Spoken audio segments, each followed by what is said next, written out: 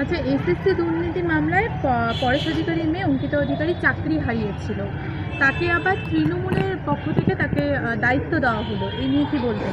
আজকে কুচবিহারে এটাই খুব গুরুত্বপূর্ণ বিষয়। তৃণমূল কংগ্রেস দলটা আপাদমস্তক দুর্নীতিগ্রস্ত, ক্ষমতা জাহির করে প্রশাসনকে কাজে লাগিয়ে এই দলটা এখনও ক্ষমতায় টিকে আছে। এখানে যারা দুর্নীতি করে তাদেরকে বড় পদ দেওয়া যায়, তার উদাহরণ হচ্ছে অঙ্কিতা অধিকারী।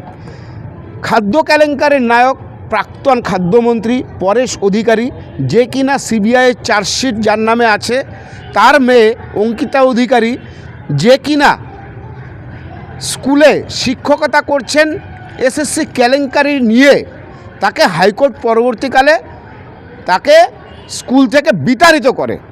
সে কিনা আজকে কুচবিহার জেলা তৃণমূল কংগ্রেসের একটা গুরুত্বপূর্ণ